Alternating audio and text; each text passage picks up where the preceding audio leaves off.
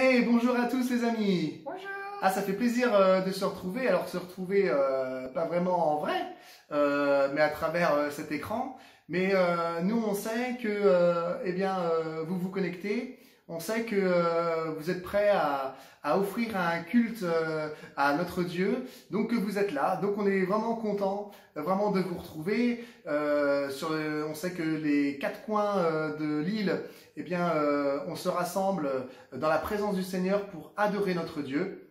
Alors, pour ce culte, que on puisse se réjouir ensemble de sa présence, de ce qu'il a sauvé nos vies.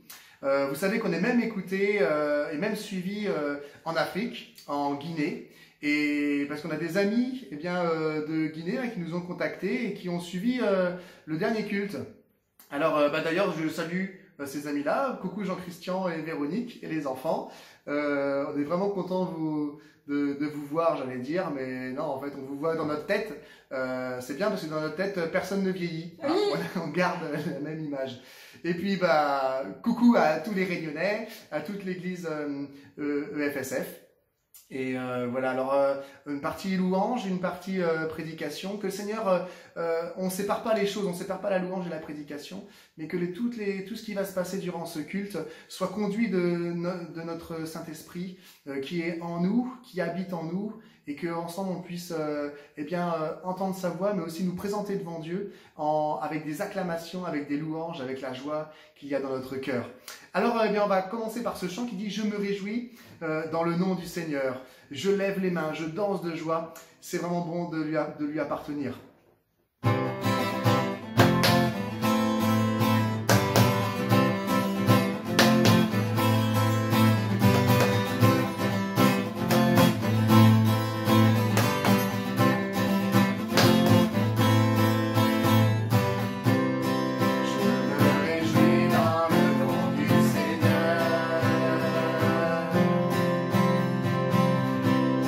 Je me confie dans le nom du Seigneur.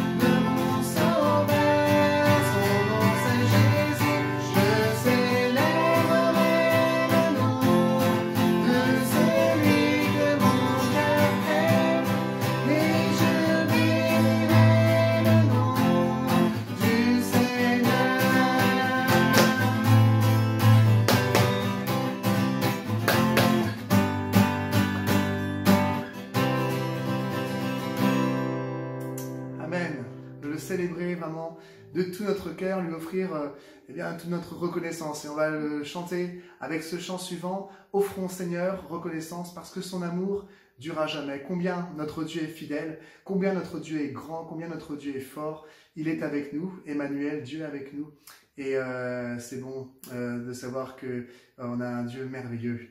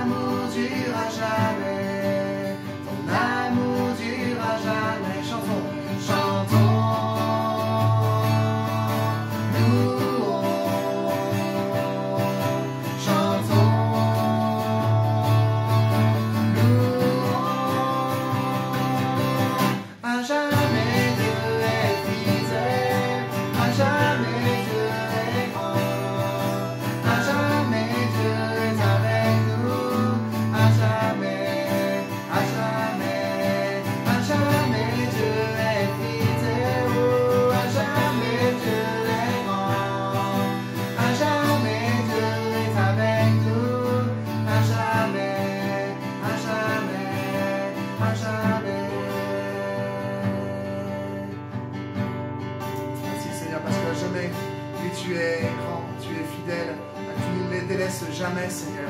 Tu es toujours avec nous, Seigneur. Sois béni, ô Dieu, ô grand Dieu, tout-puissant et vrai, Seigneur. Tu es seul et unique, vrai Dieu, Seigneur. Il n'y en a point d'autre que toi, Seigneur. Merci, Seigneur, pour ton amour. Merci, Seigneur, pour ta grandeur dans nos vies, Seigneur. Sois béni et loué.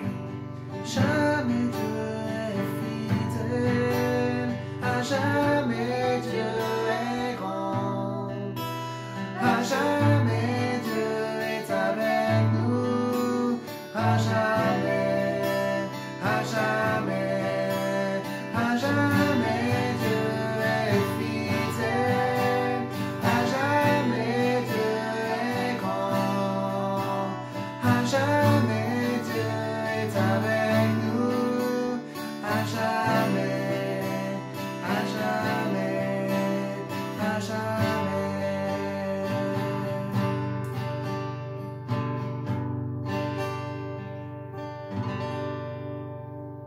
On veut, Seigneur, chanter ton amour. passer notre vie à chanter ton amour à jamais. À prendre ce nouveau chant, alors vous l'avez peut-être déjà entendu puisque sur notre chaîne Loue Dieu avec nous, où nous publions un chant par jour, eh bien il y a ce chant qui dit parcourant les monts et les mers, ton amour vient comme une rivière, et je t'ouvre grand mon cœur, viens me guérir, ô mon sauveur, je passerai ma vie à chanter ton amour. On va chanter ce chant en adorant vraiment notre Dieu et en lui exprimant tout notre amour.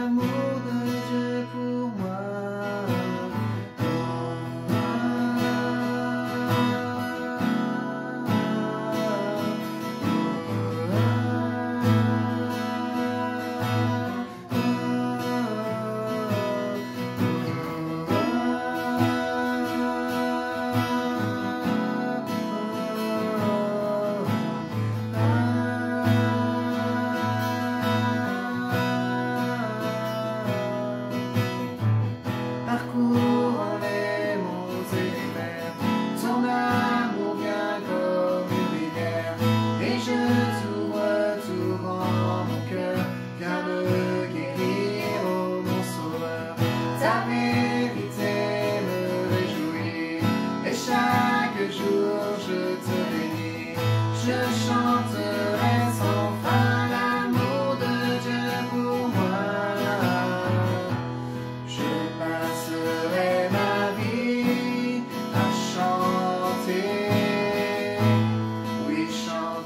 ton amour à jamais.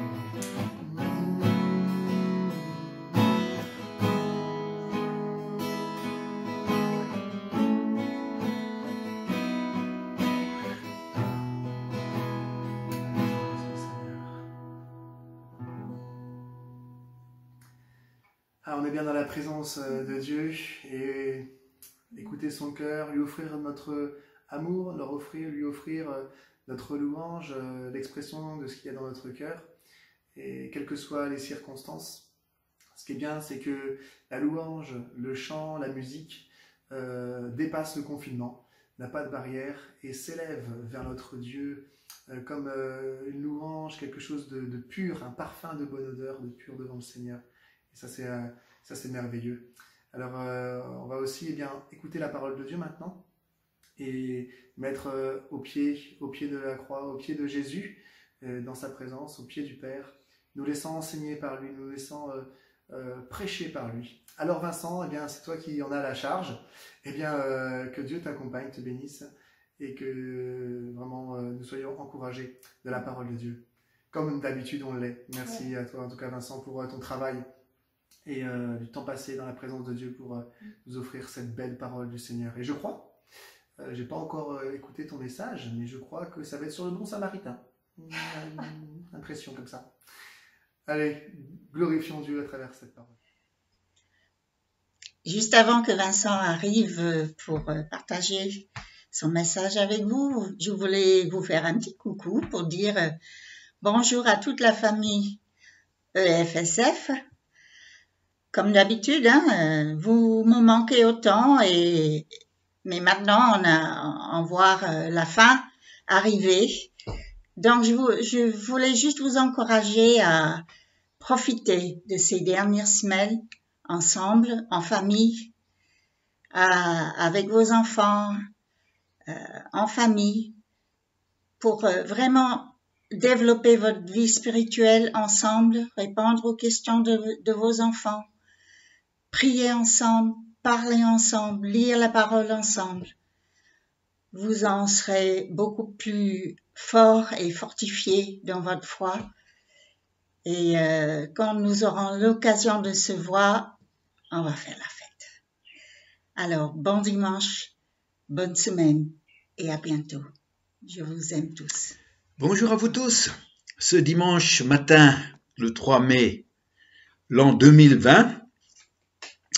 Alors merci Nicolas et Georgia pour la louange encore ce matin. C'est toujours un moment précieux de pouvoir ensemble louer le Seigneur et tout l'effort que vous faites pour que nous puissions aussi chanter avec les paroles sur l'écran. On apprécie tout l'investissement des uns et des autres pour que dans cette période de confinement, nous puissions quand même vivre notre foi ensemble d'une façon ou d'une autre. Voilà, donc nous voici de nouveau pour un message concernant le bon samaritain.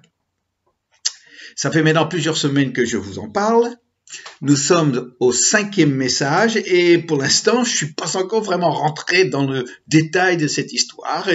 Et aujourd'hui, j'ai encore envie de vous parler de cet homme, le bon samaritain qui est le héros de l'histoire et c'est un héros que Jésus a choisi pour une histoire.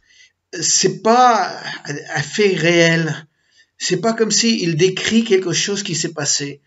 Il a voulu que l'exemple dans son histoire qu'il fallait suivre soit ce bon samaritain.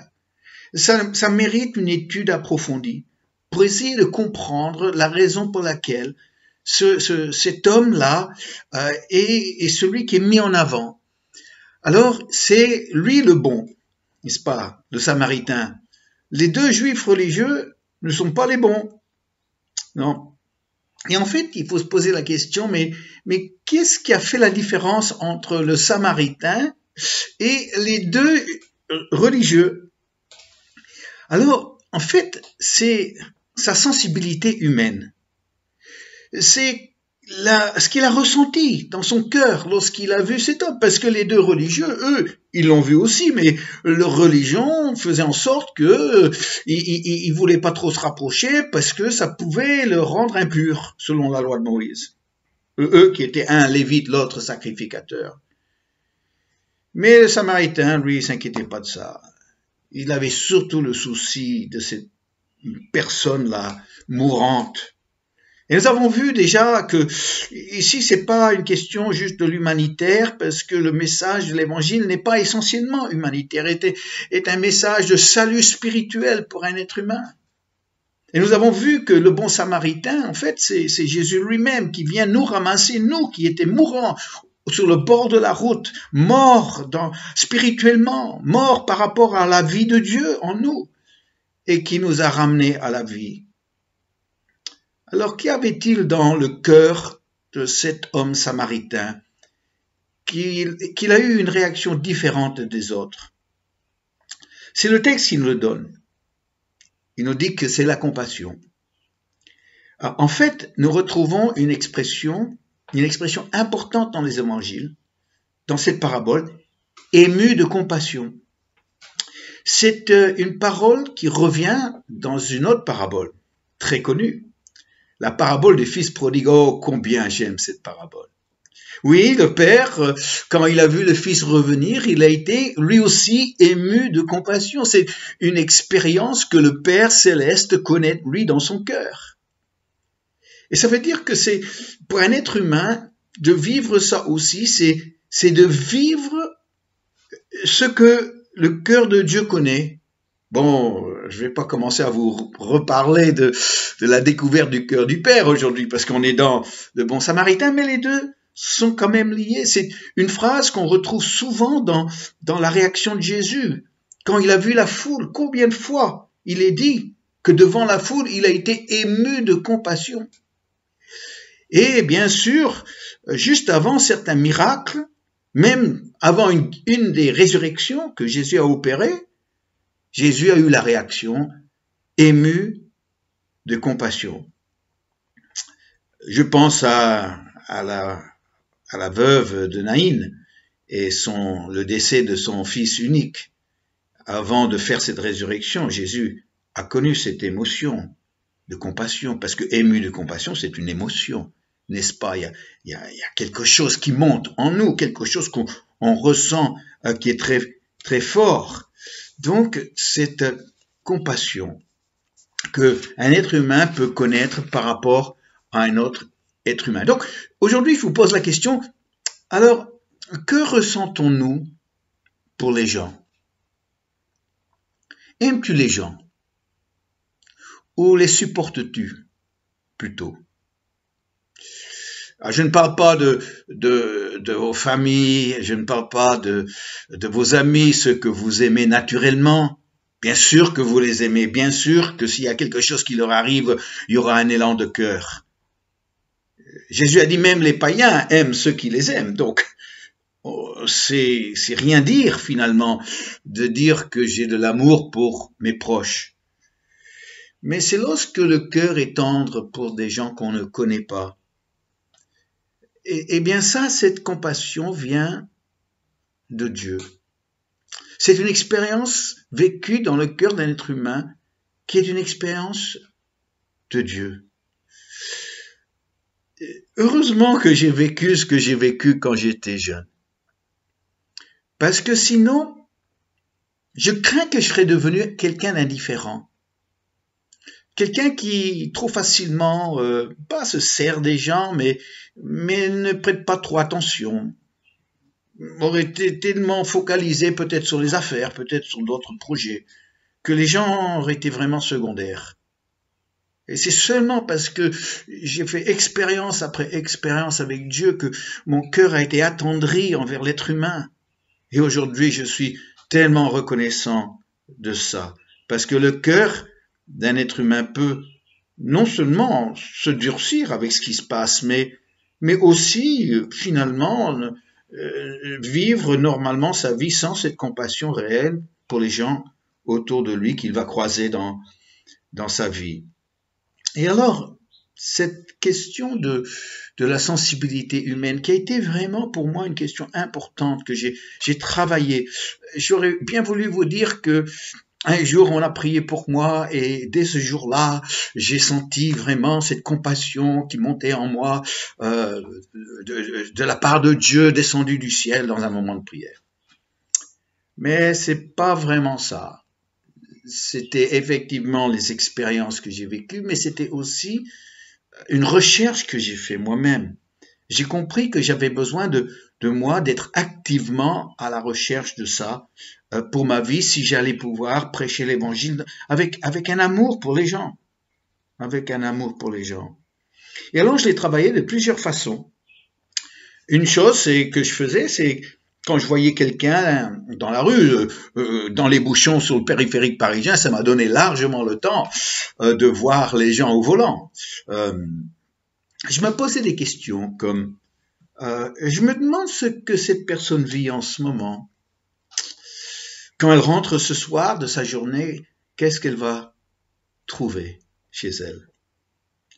Ou bien je me disais, je posais la question, mais qu'est-ce qu'elle a vécu dans son passé qui la rend comme elle est aujourd'hui? Et en posant ces questions-là, eh bien, je me sensibilisais à l'être humain. Obligatoirement, j'avais pas les réponses à ces questions. C'était des personnes inconnues qui étaient juste comme ça, très passagères. Mais ça a fait quelque chose pour moi que je me focalisais sur des personnes. Un jour, j'étais dans un centre commercial dans la ville d'Adélaïde, en Australie, là où on habitait, et j'ai remarqué une femme qui marchait dans une des galeries, la main dans la main, avec un grand monsieur, un homme imposant. Mais cette femme, on voyait tout de suite, elle avait l'œil au beurre noir, d'un violet très foncé, ça se voyait. Et je me suis demandé, en regardant la femme et ensuite en regardant l'homme, je me demande si c'est lui qui l'a fait, cet œil au beurre noir. Je suis sûr que j'étais pas le seul à penser ça. Et puis si j'étais à sa place et c'était pas moi qui l'avais fait, moi je porterais un t-shirt, c'est pas moi. Parce que tout le monde certainement l'a pensé. Mais quand j'ai vu cette femme, j'ai été touché. J'étais ému de compassion pour elle, pourtant je la connaissais pas. Je ne sais pas ce qu'elle a vécu. Oui, les gens qu'on ne connaît pas, comment on les gère pour être ému de compassion comme Jésus l'a été pour la foule? Alors, j'ai cherché plusieurs choses, j'ai essayé plusieurs choses pour voir si ça pouvait pas m'aider. Et alors, une des choses qui était vraiment difficile pour moi, je vous l'avoue, c'était quand je regardais un film, mettons à la télé, et puis il y avait les pubs qui arrivaient, et puis je voyais ces femmes très provocatrices dans les publicités, dans leur habillement, dans leur gestuelle, très sensuelles, essayant d'être sexy. Moi, je me disais, moi, ce que je ressens, c'est du dégoût. Pas de la compassion. Je dis, mais comment est-ce que je peux avoir de la compassion pour cette personne-là qui essaie de susciter, peut-être chez moi, peut-être certainement chez les autres hommes, une réaction de compassion. Pas de compassion, une réaction sensuelle aussi. Alors, faut pas que je me mélange les pinceaux. Alors, toute la projection d'une femme comme ça, qui est bien payée pour le faire, évidemment, c'est que soit elle est un objet sexuel, soit il y a une projection de prédateur au féminin, une croqueuse d'hommes. Je dis, comment je peux, Seigneur, avoir de la compassion pour quelqu'un qui est comme ça? Et j'ai découvert que pour amorcer l'effet qu'elle voulait créer pour moi et pour les autres, c'était de simplement dire, eh bien, caché dans cette femme est une petite fille qui a grandi aimant ses parents, son papa et sa maman. Je peux l'imaginer dans sa cuisine en train de faire un gâteau avec sa maman, ou bien dans sa chambre en train de jouer avec ses poupées. Et le fait que je pouvais ramener ce que c'était là devant moi à la petite enfance, ça m'a aidé à comprendre que malgré cette façade tellement artificielle, tellement fausse, il y avait une personne, une petite fille. Oui, une petite fille qui a été manipulée, exploitée et qui a perdu son innocence.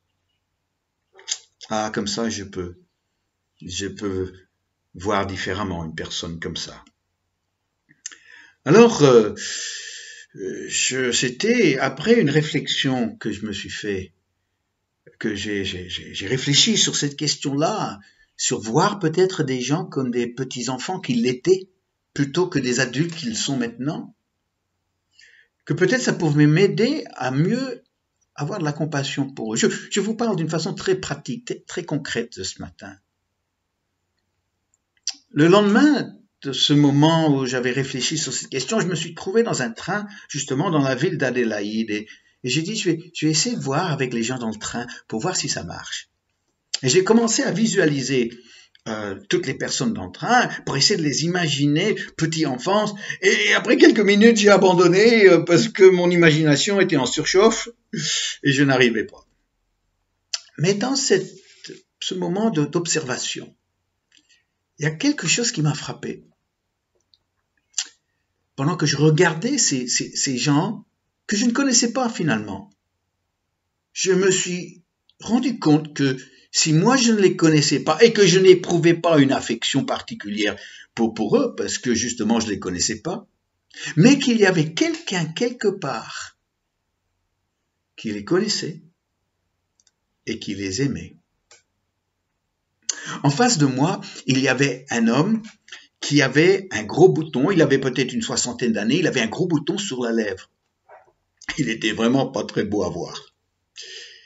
Et j'ai dit, mais finalement, moi je le vois comme ça pour la première fois, mais ceux qui sont autour de lui, son fils peut-être, sa fille, ses petits-enfants, peut-être un garçon, une fille qui aime sauter sur les genoux de papy, peut-être ils sont tellement heureux de le voir qu'ils le prennent dans leurs bras pour le serrer.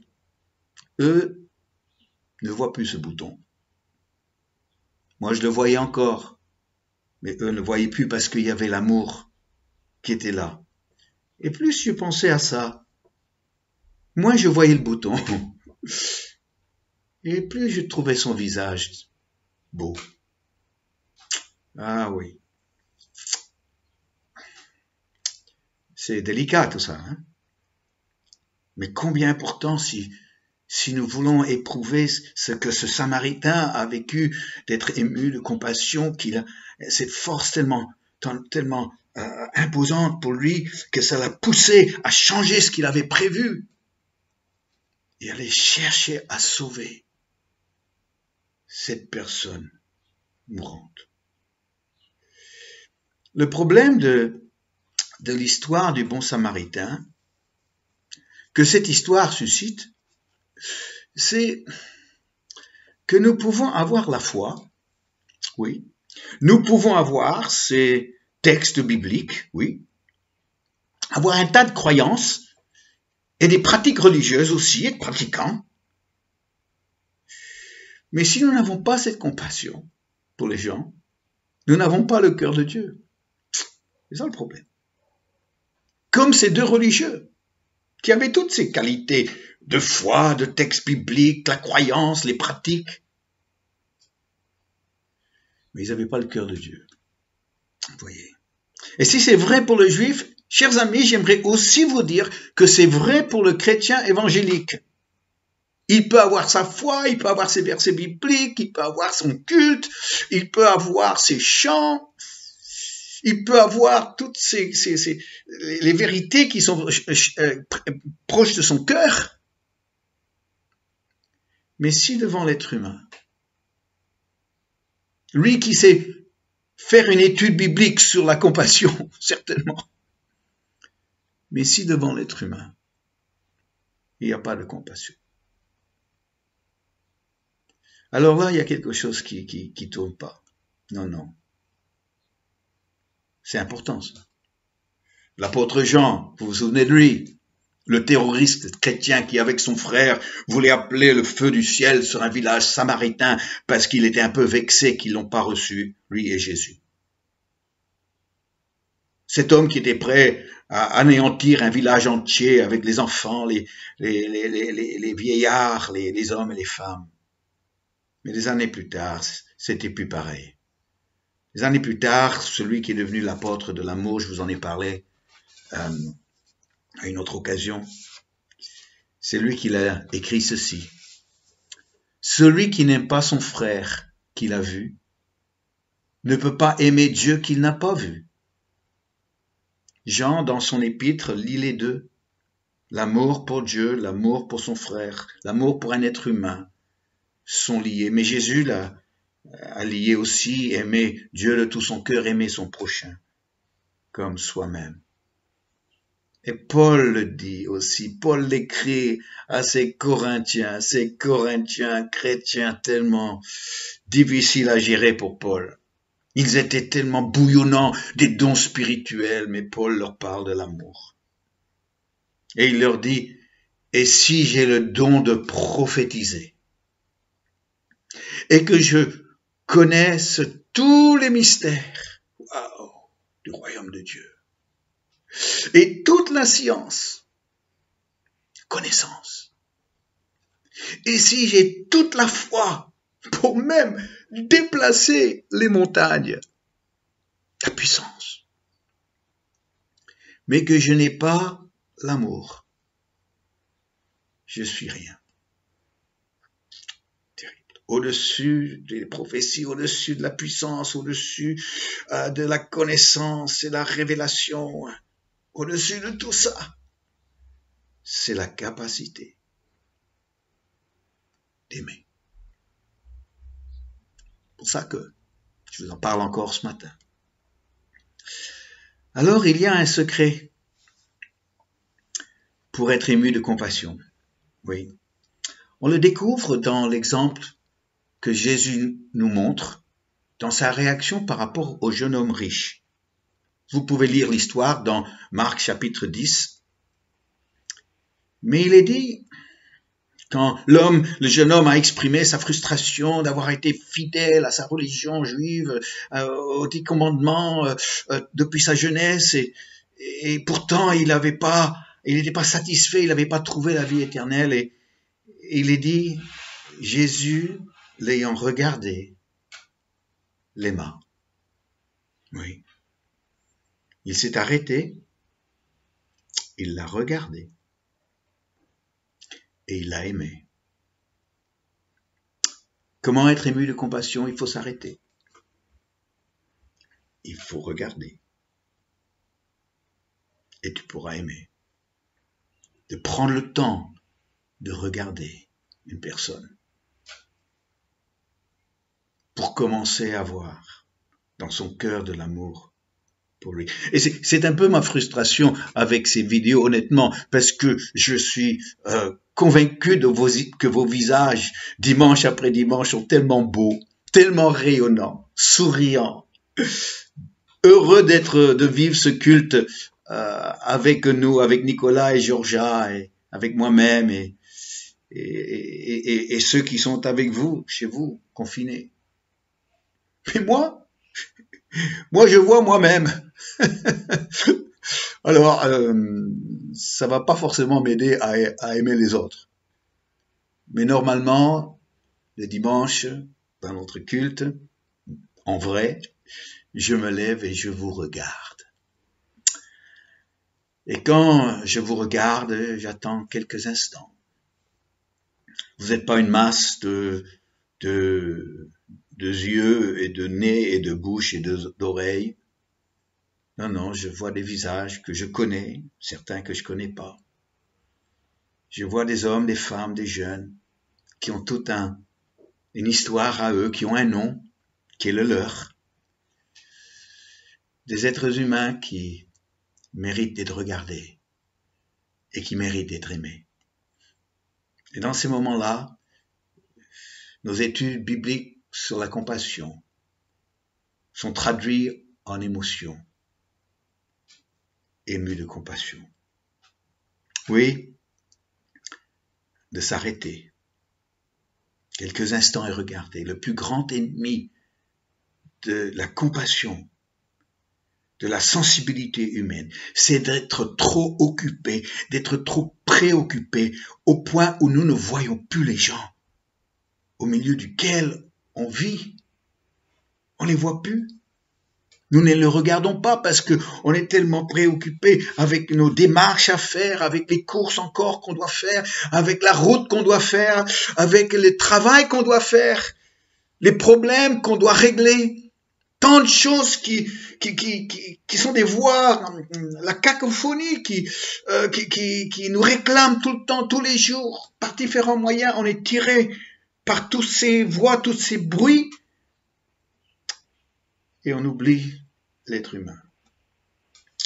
Oh, c'est vrai, on pense à nos proches, évidemment, mais les autres, eh bien, on ne les voit plus, on ne les voit pas. Soyez conscients des gens, chers amis. Ceux qui nous entourent, c'est des êtres humains aussi comme nous. Oui, nous sommes fils de Dieu. Nous avons des réactions, nous pouvons avoir des réactions comme Jésus, lui, fils de Dieu, a eu. Quand il a vu l'être humain, dans son désarroi, dans son ignorance, dans son état de mort spirituelle. Oui. Et quand on s'arrête quelques instants et on regarde, on peut commencer à entrer dans l'univers de la personne et commencer à se soucier d'eux, à ressentir une sensibilité pour les gens. J'ai eu l'occasion cette semaine avec quelqu'un qui est venu pour dépanner mon ordinateur. Et il a dû réinitialiser mon ordinateur, alors ça a mis du temps. Et ça nous a donné l'occasion de parler ensemble. Et au début, j'avais affaire à quelqu'un qui était très protocolaire. Il avait sa façon de parler à son client. Je dirais assez distance. Et alors, je lui posais des questions sur lui-même. Et j'ai appris pour son fils, et j'ai appris pour le fils de sa femme, et j'ai appris beaucoup de choses sur lui. Et au fur et à mesure, cet homme a commencé à se décontracter. Il a commencé à parler, à m'ouvrir, à parler de comment il est venu à La Réunion, il vient de métropole. Et aujourd'hui, eh bien, j'ai un autre contact avec lui. Ça m'a permis, non pas d'être juste son client, mais ça m'a permis de mieux le connaître, de connaître l'homme qu'il est. J'ai pu lui parler de ce que je faisais. J'ai pu lui parler des réunions que je fais, puis la foi que j'encourage. J'ai dit, vous travaillez avec des machines. Moi, je travaille avec l'être humain. Oui, devenir le bon samaritain. C'est mon souhait pour moi-même. C'est mon souhait pour vous. D'être celui qui ne contourne pas. Celui qui est mort spirituellement au bord de la route. Mais qui s'approche et qui va le prendre dans ses bras. Et qui va l'amener jusqu'à la vie éternelle. J'ai lu un article dans un journal il y a quelque temps, il y a quelques années d'ailleurs, un article sur un homme qui s'appelait Robert Gates. À l'époque, il était le secrétaire à la défense des États-Unis et il s'adressait à un groupe de marines américains dans le Maryland. Et alors qu'il parlait de l'un de leurs camarades, un des Marines, un major de 34 ans qui s'appelait Doug Zembiec. Il a été décoré en héros pour un exploit en Irak en 2004. Cet homme Doug est rentré aux États-Unis et ensuite il est reparti pour l'Irak pour une deuxième période de service. Il a été tué. Tué au combat en mai 2007. Et Robert Gates a déclaré en essayant de retenir ses larmes.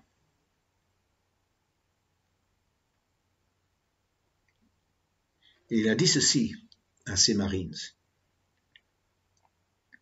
Chaque soir, j'écris des lettres aux familles, de jeunes Américains comme Doug Zembiec. Pour vous et moi, ce ne sont pas des noms sur un communiqué de presse ou des chiffres mis à jour sur un site internet. Ce sont les fils et les filles de notre pays. Il ne les connaissait pas, mais il pleurait sa mort. Et il pleurait pour sa famille, qui était en deuil, pour leur fils qui avait lui donné sa vie pour son pays.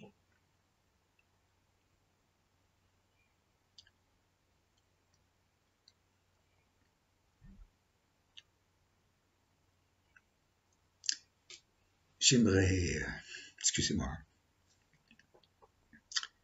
mais c'est vrai que depuis que je vous parle du Père, ça me vient facilement. Est-ce qu'on pourrait prier ensemble? Merci. Père, aujourd'hui, je regarde un écran et sur cet écran, je vois moi-même. Mais derrière cet écran, je vois toutes les personnes qui vont visionner cette vidéo. Ceux que je connais qui fréquentent nos cultes à Espace Foi Sans Frontières, mais beaucoup de gens qui anonymement vont regarder cette vidéo que je ne connais pas.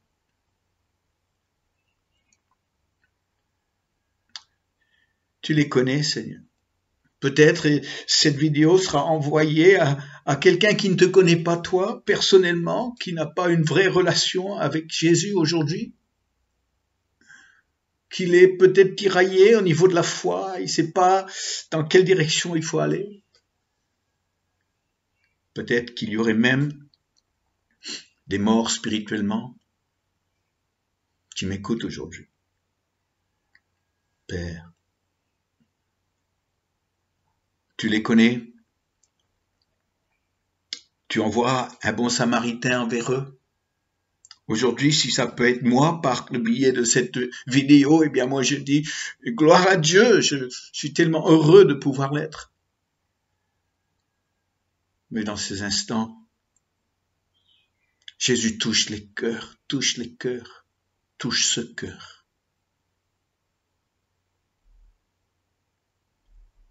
Afin que, en quittant cette vidéo dans quelques instants,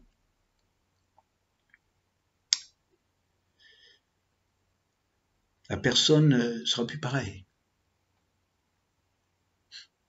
Elle aura été visitée par un amour invisible, mais palpable, l'amour de Dieu. Je prie pour ceux qui sont souffrants, qui aujourd'hui m'écoutent. Je prie, Seigneur, que dans leur souffrance, ils se tournent vers toi et toi, ta main est posée sur eux maintenant et la guérison arrive. Au nom de Jésus, la guérison arrive. Cette onction du Saint-Esprit qui descend et qui va jusqu'au cœur de la souffrance et de la douleur, de l'infirmité même, et brise la puissance de cette infirmité. La guérison est là. Cher ami, tu es malade. Saisis cette occasion. Mets ta main où tu souffres, où tu as mal. Mets ta main là. Le Seigneur te guérit maintenant au nom de Jésus. Au nom de Jésus. J'aimerais m'adresser à vous qui me regardez, qui n'êtes pas sûr de où vous êtes situé par rapport à la foi en Christ. Est-ce que c'est une foi traditionnelle, un peu théorique? Ça dépend le jour, ça dépend s'il y a une difficulté ou bien pas, tu crois un peu, tu crois pas, et tu sais pas finalement.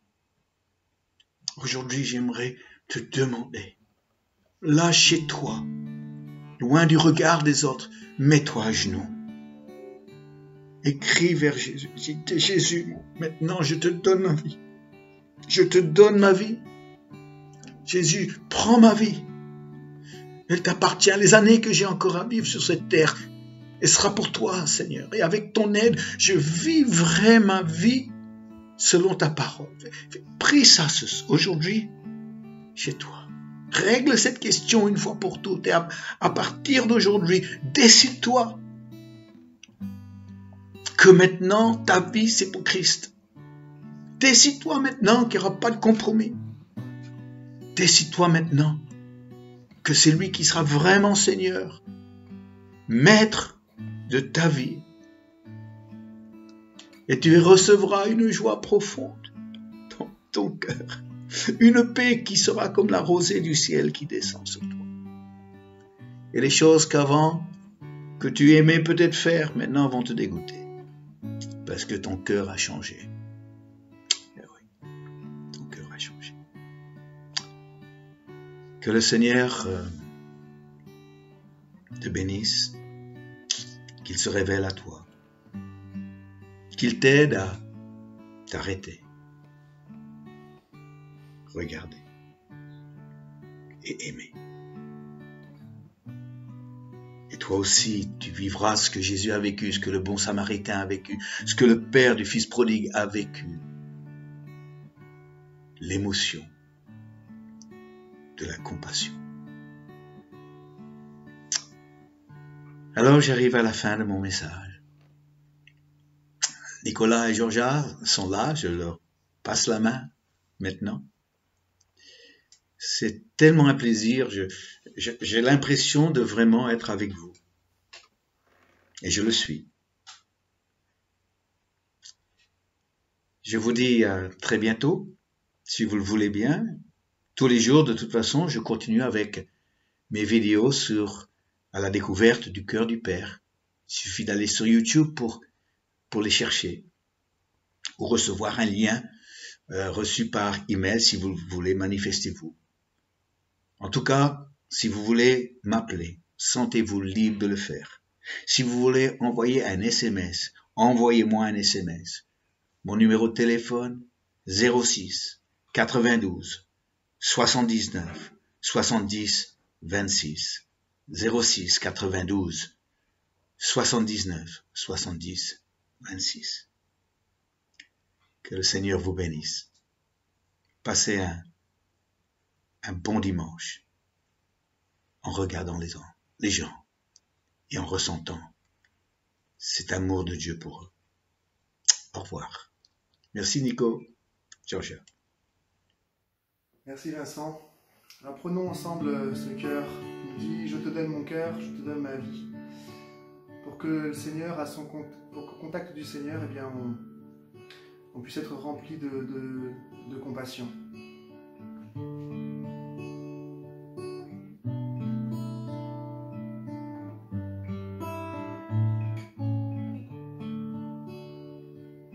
Je te donne mon cœur, il ne m'appartient plus. Ce que j'ai de meilleur, tout est pour toi, Jésus. Un parfum de valeur sur toi est répandu. C'est l'offrande de mon cœur. Je suis à toi, Jésus.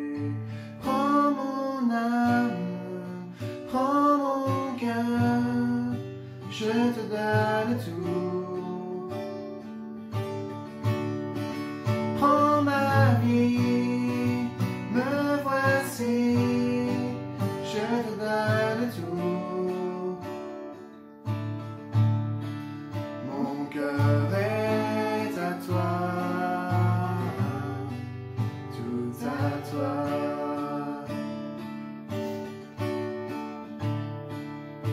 Je te donne mon cœur, il ne m'appartient plus. Ce que j'ai de meilleur, tout est pour toi, Jésus. C'est un parfum de valeur, sur toi est répandu. C'est l'offrande de mon cœur, je suis à toi, Jésus. Prends mon âme, prends mon cœur, je te donne tout. Prends ma vie, me voici, je te donne tout. Prends mon âme, prends mon cœur, je te donne tout. Prends ma vie, me voici, je te donne tout. Mon cœur est à toi, tout à toi.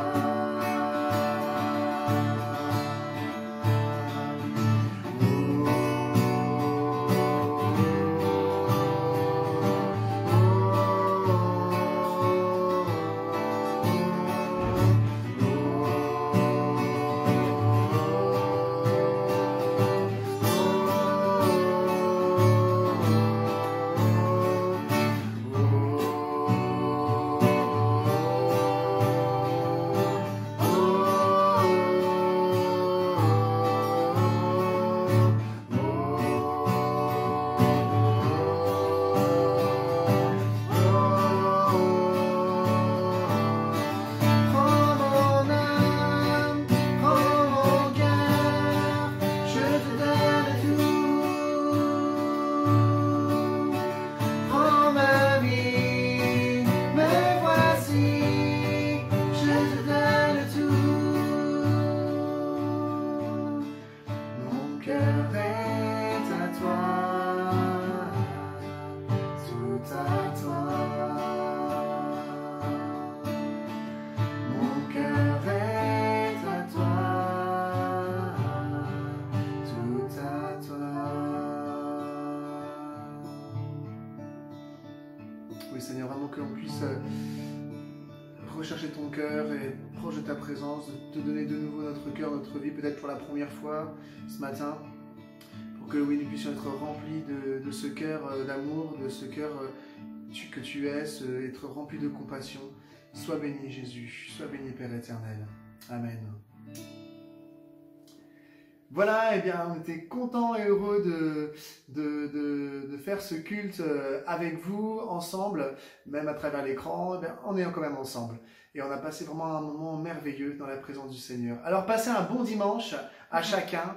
Gardons vraiment le bon dépôt et ce que Dieu nous a laissé pour que ça mûrisse en nous, qu'on le digère. Eh bien, en parlant de digestion, eh bien avant, je suppose que bientôt on va manger. Alors, bon appétit à tous, bon dimanche à tous. Que Dieu vous bénisse. On a vraiment hâte de se retrouver bientôt, peut-être au mois de juin, on ne sait pas encore. Mais en tout cas, ce sera vraiment la fête. Ce sera vraiment heureux. Allez, au revoir à tous, bisous.